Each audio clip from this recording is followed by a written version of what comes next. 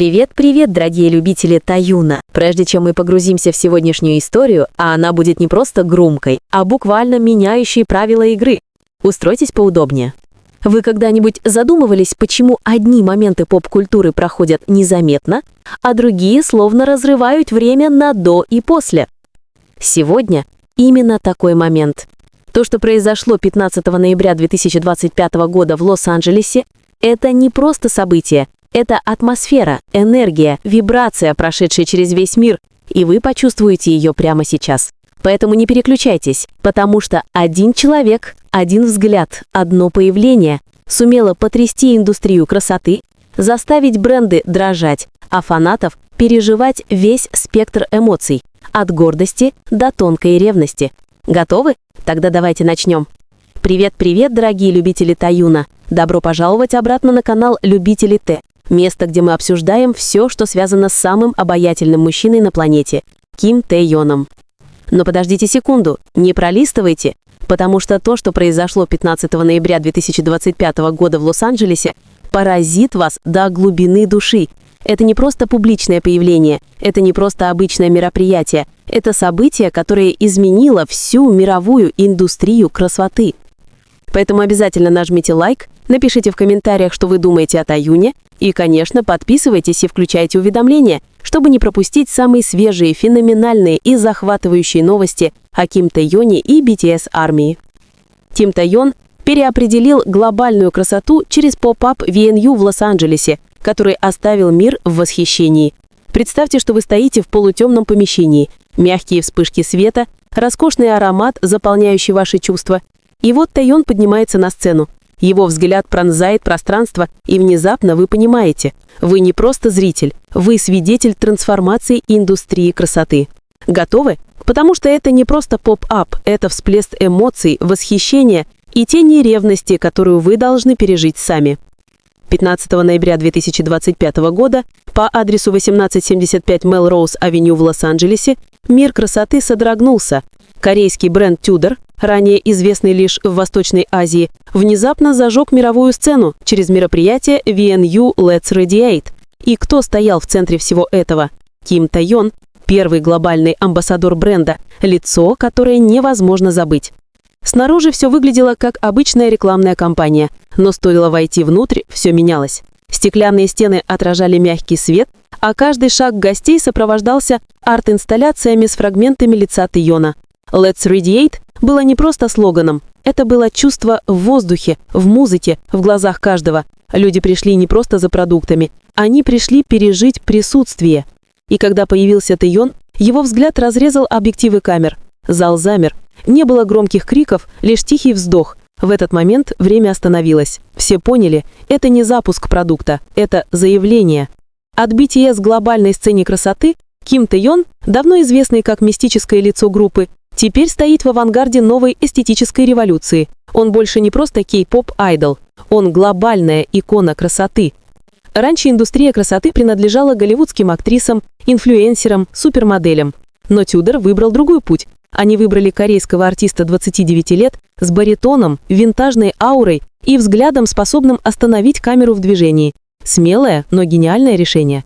Компания VNU Let's Radiate не просто объединяет букву V от имени Тэ Йона и Ю, она несет куда более глубокий смысл. Красота — это не быть как V, а сиять вместе с V. Именно это и восхитило мир, и немного встревожило некоторых людей.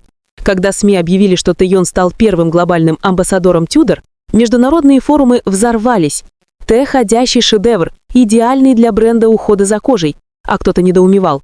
Он певец, а не бьюти-амбассадор. Что дальше? BTS станут брендом парфюма? Эмоции кипели. Армии гордились, что их айдол покоряет американский бьюти-рынок. Но некоторые ощущали легкую грусть. Он был нашим. Почему он теперь часть мирового бренда?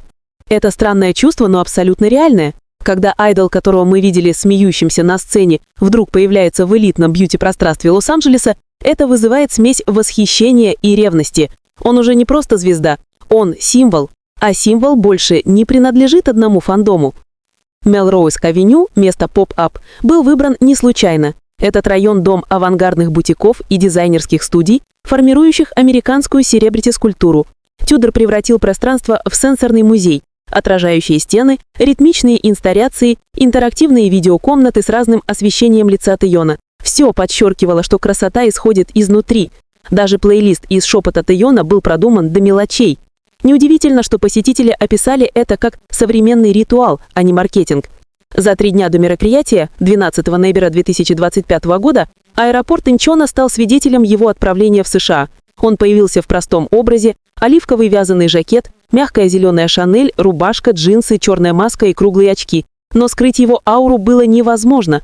На Weverse он написал короткое «Я уйду и вернусь». Фраза короткая, но полная смысла. Как будто он сказал: «Я ухожу с новым именем и вернусь, приведя за собой новый мир». И так и вышло. Через 3 дня Лос-Анджелес стал его сценой. То, что происходило в рамках поп-ап, это не маркетинг, это демонстрация глобальной силы. Tudor, популярный в Азии производитель Mass Glow Cushion и Dewy Finish, использовал момент Тэйона, чтобы войти на американский рынок. Они знали, что появление Тэйона создаст огромные ожидания. Каждый продукт, каждый угол помещения будет изучен фанатами как произведение искусства. И это и был их план. Они не избегали эмоций, они их вызывали. И знали, любовь, зависть, восторг и гнев приведут к одному – вовлеченности. Каждое тикток-видео, каждая сторис инфлюенсеров LA, каждое фото с тегом локации создавало эффект домино.